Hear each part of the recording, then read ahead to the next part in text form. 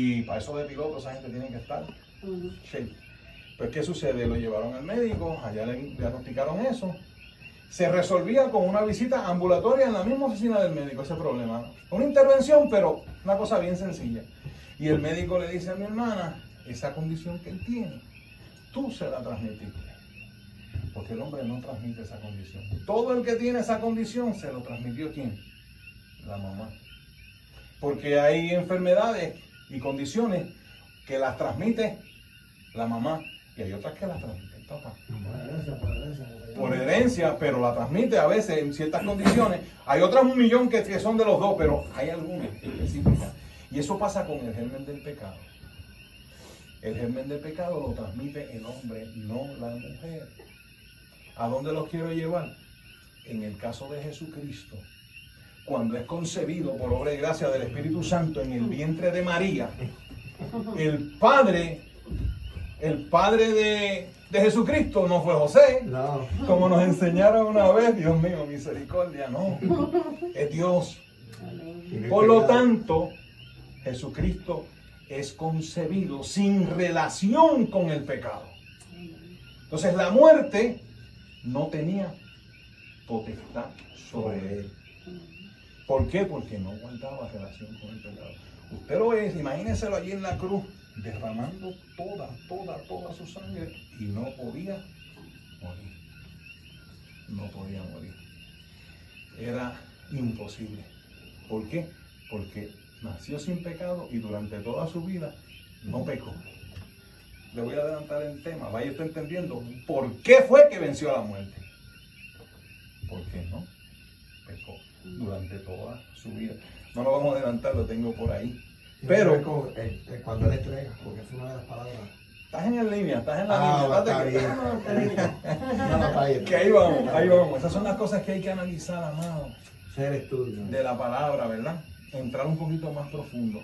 Ahora entendemos por qué Jesucristo no guardó relación con el pecado, porque quien transmite el pecado pasó así a todos los hombres. Ahí incluye hombres y mujeres, pero es el hombre el responsable y él es el que transmite ese germen del pecado. Y dice, ya lo leímos, 2 Corintios 5:21, el que no conoció pecado, no, ese no lo hemos leído. Ese es el próximo, 2 Corintios 5:21. Al que no conoció pecado, por nosotros lo hizo pecado. Jesucristo nace sin relación con el pecado, por lo que le acabo de explicar. Porque el Padre lo transmite, pero el Padre de Jesús es Dios. No le transmite, esto es una herejía. Usted me entiende, ¿verdad? No puede, nace sin pecado. Permiso. Por eso, 1 Corintios 5:21.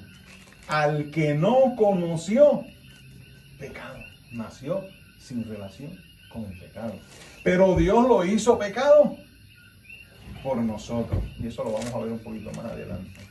Dice en Hebreos 5:5. Ese libro de Hebreos, hermano, eso es aguas profundas. Ahí estamos como en el morro al frente, que creo que es una de las partes más profundas del mundo. Cuando tiraron el cable del teléfono, se dieron cuenta. Pues aquí en Hebreos estás en las profundidades de la palabra, hermano. Dice aquí Hebreos 5:5. Tú eres mi hijo, yo te he engendrado hoy. Mire lo que dice, y eso está 3 veces en la Biblia, está en los salmos profetizados. Dios está hablando que hubo un día donde Él engendró a Jesucristo en el vientre de María. Y tuvimos unas diferencias en la clase pasada con relación a esto. Porque pues nos dijeron que el Padre engendró al Verbo. Y yo pues tuve que responsablemente, muy respetuosamente dije, yo difiero con respeto. Pero Dios no engendró al Verbo.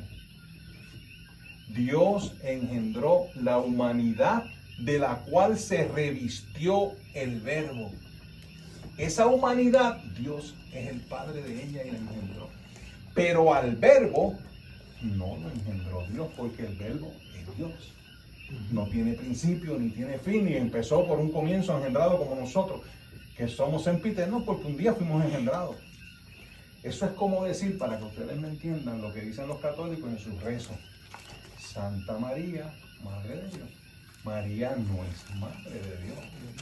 María es madre de la naturaleza humana de Jesús, de aquel cuerpo que se gestó en su vientre y lo parió, como nacimos nosotros. Ella es madre de esa naturaleza. Pero la persona espiritual que habitaba ese cuerpo, ¿quién es? El Verbo de Dios, que no tiene principio ni tiene fin.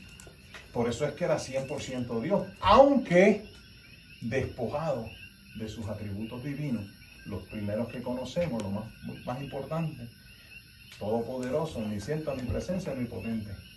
Estaba despojado, lo dice Filipenses, se despojó a sí mismo. Él no estimó el ser igual a Dios como cosa a que aferrarse. Él no estimó eso. ¿Qué es lo que hace al verbo ser igual a Dios? Que era omnisciente, omnipresente y omnipotente. Y él no estimó eso, no escatimó. Yo soy Dios, yo soy omnipresente, omnipotente y omnisciente. Yo no me voy a agarrar de eso. Dice, no se agarró de eso. No estimó el ser igual a Dios como cosa que aferrarse. No estimó que era Dios, que tenía esos atributos. Sino que hizo, que se despojó a sí mismo, tomando forma de siervo. Ese estudio, hermano, de la encarnación, ahí sí yo le digo que yo me gozo en eso. Y hay que entenderlo, porque para poder ser en la misma condición de un hombre, 100% de la condición del hombre, no podía venir con esos atributos.